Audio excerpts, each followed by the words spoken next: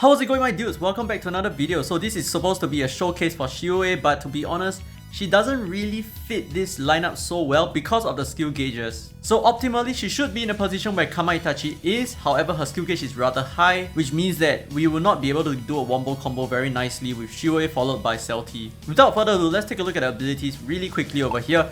Murakumo, everyone knows what Murakumo does, but let's take a look at Celtie. Plus 30% attack to this unit, and while your combo is 10 or more, you plus 80% to the attack for Celtie. We will be using the Whitetails X because we have Suzu, and to be honest, I'm a little bit lazy to switch out Murakumo's weapon core, so we're just gonna stick with this, but there are a lot of better options out there. Now let's take a look at the second unit right here. We know what Suzu does, but let's take a look at Kama Itachi. Every 30 times a unit dashes until the next power flip, this unit does 2 direct hits, and the combo reaches 20, you add 10% attack for this unit, caps out at 90%. And you might be wondering, why the heck am I using Kama Itachi? He's so useless, he's not even gonna benefit your leader, right? True. However, his skill itself does 30 combo in one shot. So this is gonna be very important because we are running a combo based build, which means that we need to rack up a lot of combos for Celtie's skill to hit really hard. And we are going to use a maxed out Reggie EX book because as soon as Suzu uses her skill, she actually grants not only 30% skill gauge, but 50% skill gauge to the leader, which means that Celtie immediately moves. And let's take a look at unit number 3 over here. We have Shiue. Quick recap, while Levitate is active, plus 50% of direct hit damage for win units, plus 10% to the time Levitate is active. Next, every 10 times a direct hit is dealt, plus 10% to direct hit damage for this unit, caps out at 150%. So ability number 1 and ability number 2, they don't fit this theme very well. In fact, I'll argue that it's quite useless. Direct attack is not going to benefit my team that much. Unless I'm doing like twice the number of hits, then yes, that actually racks up combo. But let's move on. Her main, whenever a skill is activated by win units, you add 20% to the attack for that unit, caps out 80%. Now this is very nice. And if you look at Mia, look at ability number 2, when the combo reaches 30 for 12 seconds, you add 15% attack to the party. So yes, that is going to be quite important. And here comes the Pog Valentine's equipment over here.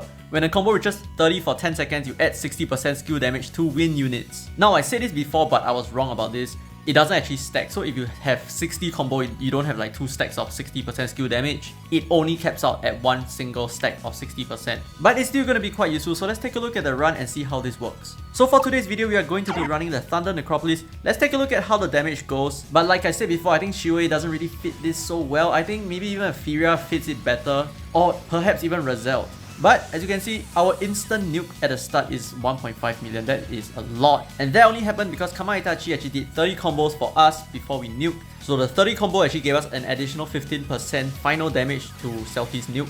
And for the rest of the run, you will see that the number can get actually quite insane. We are not going to go like a few hundred of combos, right? Because we don't have Beretta right here, we have Shiue only. And frankly, most of the time, we are not going to be racking a lot of combo with Shiue. Or rather, we are not going to have that wombo combo effect so easily. But Kama Itachi and Suzu, that makes a very fair combo. That immediately puts Celtie at 30 combo, and therefore we trigger a lot of the combo effects in our team. And here you will see us go unit 2 followed by unit 3 and therefore unit 1, and we actually hit like 117 combo, which resulted in 2.2 million damage. I mean, okay, of course, if you're using a Rams team, then this damage is like nothing to you. But I mean, this is, after all, just a prototype. We can definitely improve on this.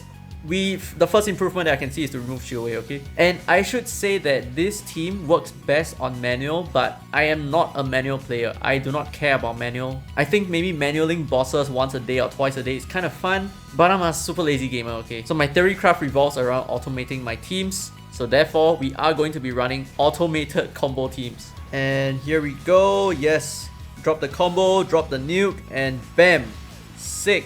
We actually did 2.4 million on the boss. Very nice. So we just need to survive this and then we should be good to go to the next stage. Also, I think running Mura for this stage is pretty good because he is a warrior power flip user and he can clear off all the ads very easily, which is quite crucial sometimes. So this may be some good advice for new players out there. If you're dealing with a Necropolis, most of the time I think warrior power flip is going to be quite important. You only use bruiser power flip if you want to speed the run up a little bit. And here we go, raw 4.9 million damage on 30 combo as well. Alright, moving on to the last one, Whitetail. I think this is going to be a real big pain in the ass. So I think when Whitetail Godly comes around, it is going to be a nightmare because people are going to be running like maybe Shiue teams, right? They're going to be focusing a lot on combo based teams. But the thing is, Whitetail bounces around all the time, so be prepared that you're going to miss a lot of skill.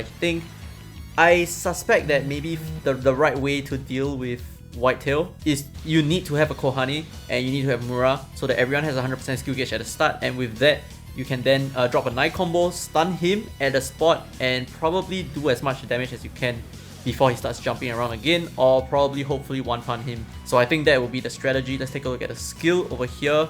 So honestly, we could have done a huge amount of damage here, but we bounced around too much because of the guard beasts. So we were not able to drop our second and third skills first, but we dropped our first skill directly, and that hurts a lot. I think the damage could have been insane, dudes. I think the damage could have been insane. I think we could have one-shotted Whitetail. But yes, I guess that's the end of this showcase. I thought that this lineup would be perfectly synergized because Unit 3 has lower cooldown than Unit 2. Okay, that's I think 365 versus 380 on Unit 2. So by right, there should be a small gap between Unit 3 and Unit 2, and therefore we should be able to throw a lot of wombo combo in the right fashion. Unfortunately, due to the proximity issue of needing to be so close to the boss all the time, that actually set us back a little bit. So yeah, a lot of work needs to be done over here. I need to give this a little bit more thought. I really want to use Murakumo because he grants you a lot of attack power, plus he gives you the 50% skill gauge. But I think maybe we need to use Byron for the piercing effect.